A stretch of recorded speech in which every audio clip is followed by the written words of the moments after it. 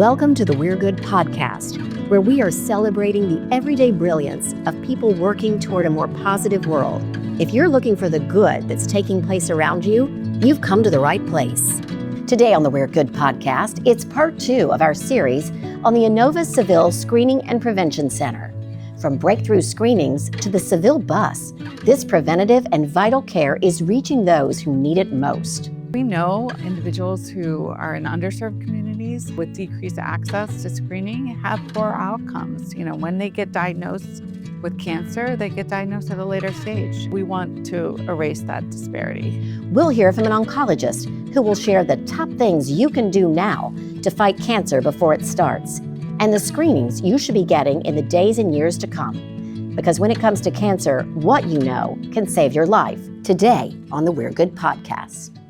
Welcome back to the We're Good podcast. I'm Leanne Necessary Brownlee, your host, and we are back for part 2 of a very important We're Good episode here at the Inova Saville Center. And we are just so happy to be joined by Dr. Kaltman and by Liz Stark. Thank you so much for joining us. If you didn't hear our first episode, go back. You got to listen to the first episode.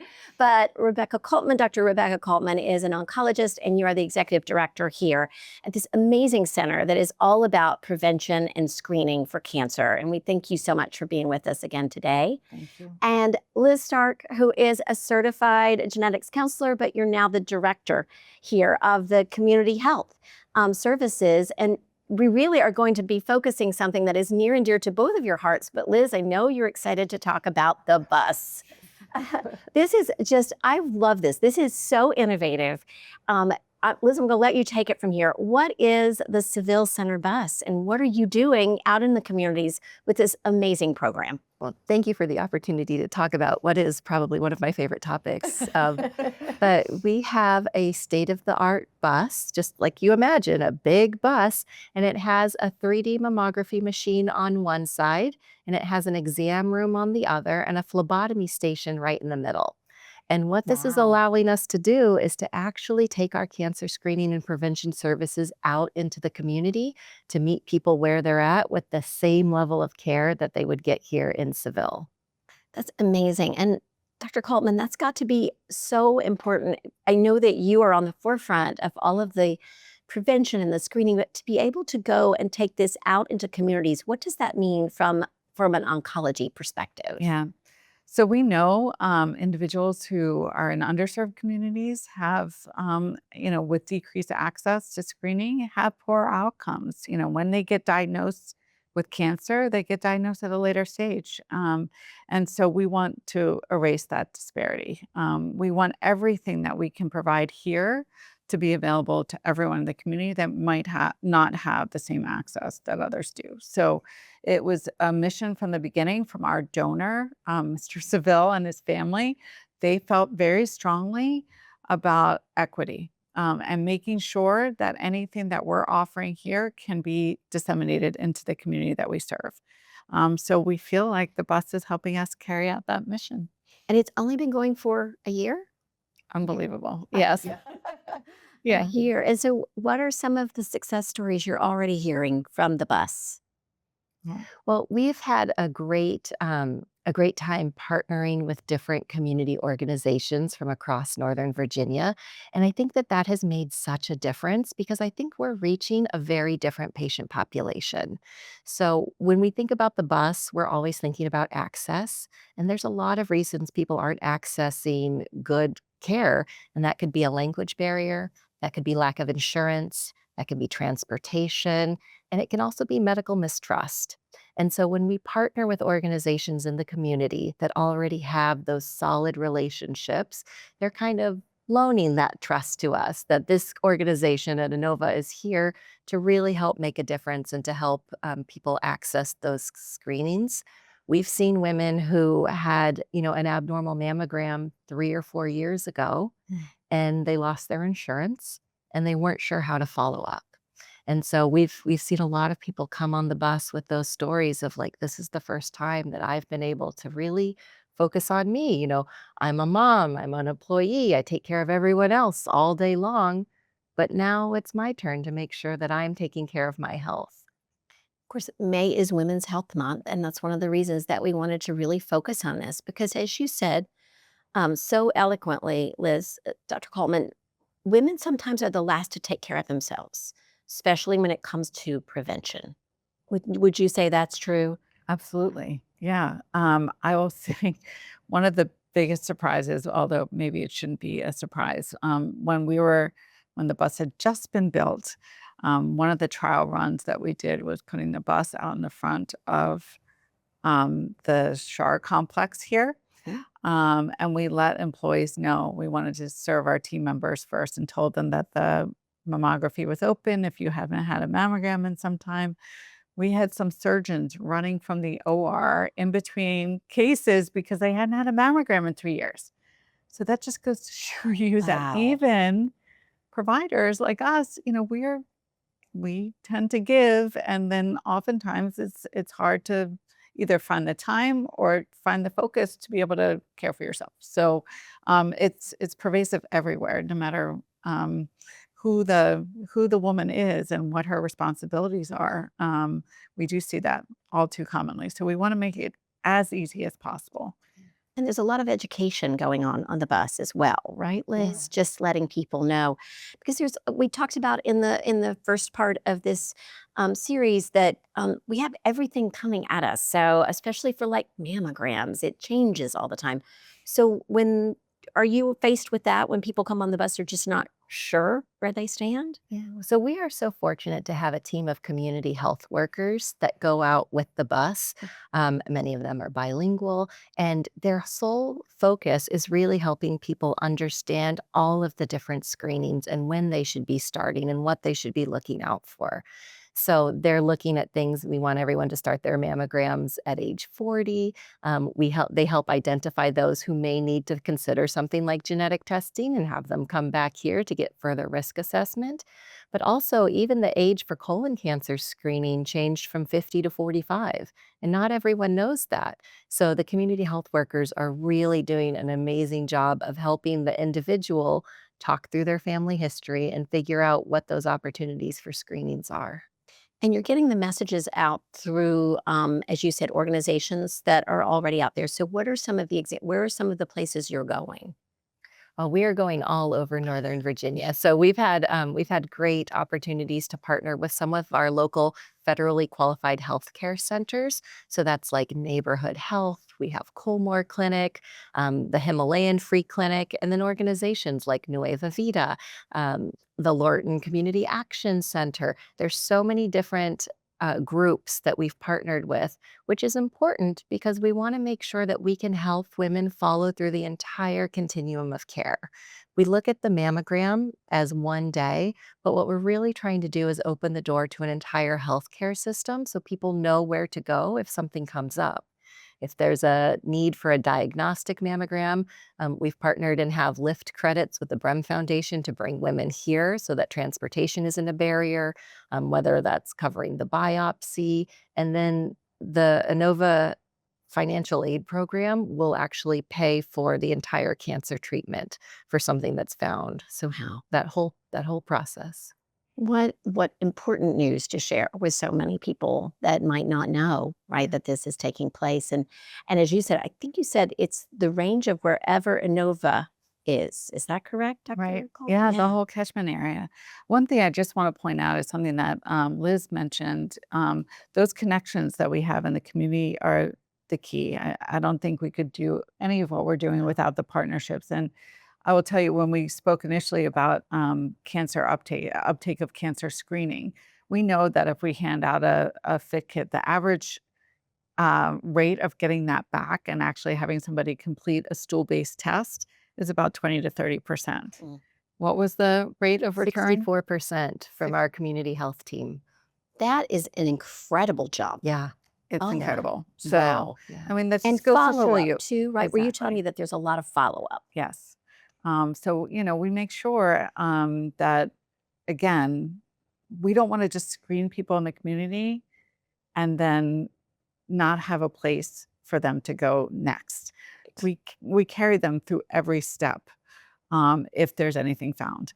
And we feel very strongly, and the community health workers are incredible at doing that tracking and making sure they don't get lost. Yeah, not only giving the information in oftentimes the patient's primary language, but really explaining the why behind it. Mm. And they have found that that has just made such a big difference.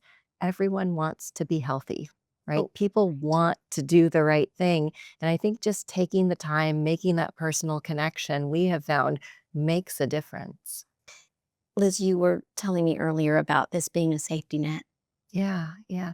There are a lot of reasons why people may feel nervous about accessing care, especially in a big medical system like Inova. And so we really look at the bus as the safety net for the safety net. We're going out and we're trying to find people who don't have access to medical health care otherwise, and to really give them a place to start having those conversations, building that trust, using the community partnerships. We're going to faith-based organizations, communities, centers, all over Northern Virginia to really help meet people where they're at. And if, we all want everyone to be healthy, but Dr. Coleman, we talk a lot on the We're Good podcast about the ripple effect. This has a ripple effect by people staying healthy. That's right. Yeah. I mean, I think the most satisfaction I get is if I see a patient and we talk about various lifestyle factors or something, and or I make a recommendation for several things to get done, and they come back, and sometimes they don't get everything done, and they feel guilty. I'm like, that's okay. I gave you a lot to work on.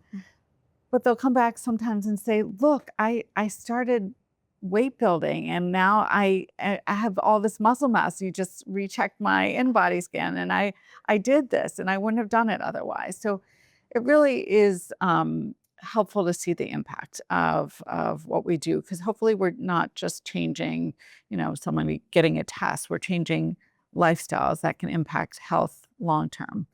And that gives us a lot of satisfaction. It should. And if Yeah. people did miss the first episode, we do want to go back and just say what is taking place here at the Saville Center. As you said, just recapping, it is about prevention. So when they come here, they get the body scan. Yeah, so we do an in-body scan to look at their body composition and just make sure if they meet certain criteria, meaning have too much body fat, we know that that can be a risk factor for cancer. So we try to address that with free services. So we have free dietitian support, free health coaching, medical weight loss if that's what's needed. And we really try to hone in on what are the barriers to that, because we all have our own things that keep us from doing what we know we need to do. And we try to break through those, and do so not in a punitive manner. We really want to be helping, reset the course. So that's one thing, and we also just want to make sure we're addressing where somebody is on their journey in terms of cancer risk. Where are they in their head? Did their parent die at 45 and they've been scared their whole life and haven't wanted to do screening because they just assumed that they were going to die young. And when we see, and then we see on the other side of the spectrum, somebody that wants to do everything possible, and maybe sometimes too much. And we want to talk that down. So we really see it as almost like a counseling role to really find the right fit, not overdoing it, but making sure that they're staying safe and doing what they need to do to stay healthy. And in our first episode, we want people to go back and listen. We all three shared that we have lost loved ones to cancer. So in that vein, there's also, as you said, even if it is possibly genetic, there are so many things now that are taking place. And you said there are special screenings, and we didn't go into that in the first episode, but your program with the firefighters and first responders, can you talk to that, Dr. Coltman, what you're doing? Because there are populations that need extra care. Right. We feel so fortunate to be working with them. So in 2022, IARC made a declaration that firefighting in itself was a carcinogen, so just the occupation of firefighting. And so we were approached by our occupational health group, who was doing physical exams for the firefighters and saying that they really were scared by this and are seeing colleagues getting diagnosed with cancer at young ages, and they wanted a more robust cancer screening program. And what could we do? So we started meeting with them. We met with several different jurisdictions to get some feedback on what they were concerned about, what things were being offered to them, and then really realized that we didn't have a lot of data around the testing that they were doing. There were a lot of companies that were offering them testing, but it wasn't clear that it was offering benefit. So we developed a screening trial to test different types of cancer screening that's more advanced than we would recommend for the average population right now, full body imaging and blood testing to look more aggressively for cancer in that population, and just to start getting some data, some information so that we could it could inform a larger trial to really set out guidelines for what firefighters should be doing for cancer screening and early detection and potentially prevention. So we're about to wrap up the pilot study and gained a lot of information that will also be coming out in the fall, that data. We've been so encouraged by the work, the feedback we've been getting from the fire service and what we've been finding that we're in the process of launching phase 2 of the study that will be a multi-center trial across the country. Wow. And you told me a story about a firefighter in particular. This has to do with follow-up. Yeah. Can you Yeah. share that with Yeah. me? So it's interesting because we've had a lot of interest and we've had a wait list since we opened the trial. There's a lot of interest in getting screened. And there was one firefighter who reached out and was interested in the trial. And then for whatever reason, when we set a date for him to come in, he had declined. And basically said that he was too busy and he wasn't going to be able to make it and he didn't want to do the trial anymore. But our research coordinators are persistent. And they called a few times and left one final message. And for whatever reason, it stuck with him. And he picked up the phone and called and came back and enrolled on the study. And we found an early stage cancer that wouldn't have been detected otherwise. So he was very grateful. And, it just goes to show that, we need some other level of screening for them. And we're all busy. And for whatever reason, there are barriers to us following up on things. Sometimes we need to give people a little bit of grace and encouragement. And sometimes it's that Yeah. extra call that will make a Right. difference. And it did in this case. One call, One call. one conversation, Mhm. and a screening. And it just keeps going. And of course, the stories will just. I know that, as you said earlier, moving the needle is what it's all about. Well, I hesitate to ask this here because we asked this of our other podcast guests, but could you share with us what would it be like if it didn't exist? I mean, you know, uh, we were practicing in a world for so many years where something like this didn't exist. And, unfortunately, I think we would continue to see more late stage diagnoses. We continue to see individuals who weren't receiving guidance on lifestyle intervention. And this is not to say that, there are plenty of good providers doing what we do Absolutely. individually. Absolutely. But I think, in today's healthcare system, with all the providers being stretched and so busy, that sometimes it does take a focus center where this is all that we do to be able to provide the care that's really needed to shift our healthcare from a reactive one to a proactive one. Yeah. And I think that's the blessing that we've been given by being able to open the center. I also think a little bit about the future of like where we're going with cancer prevention because we are so fortunate to have these great community relationships.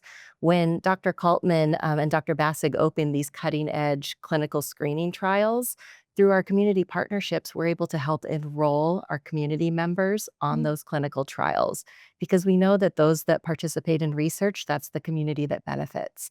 And so I think that making sure that those great technologies coming down the pike really benefit everyone. We're hoping to decrease the health disparities that we're seeing by making sure that we've got the latest and greatest for our whole community. What a great point that you're the outreach, you're people that wouldn't know about the clinical trials, right? Right. Right. Are now being aware of them.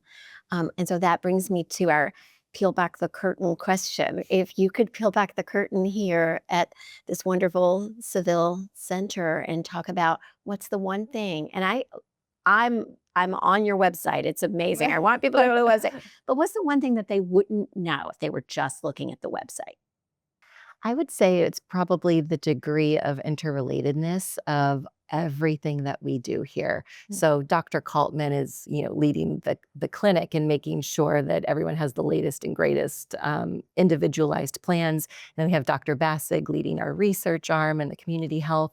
But the amount of conversations that we're having to help really coordinate care, whether it's a multidisciplinary clinic for genetic high riskers, the firefighter clinics, our community health, we're always looking at ways to how can we help that individual have the best possible outcomes and keep moving that needle forward.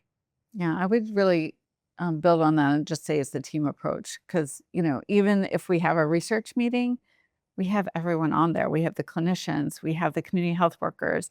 And I just sat back one day because I was listening to the conversation in the meeting, and it was, the community health workers are so passionate about what they do and getting participants on studies that really wouldn't be on the studies otherwise. And they're talking about how to coordinate with the research coordinators, make sure the blood samples get there right. Like, it takes a lot of coordination, Yes. but all the teams are working together to make it happen. And it just is, it speaks to the passion of the people that we have here. We really have an incredible team that is really, passionate about what they do and mission driven and really want to help each other, move.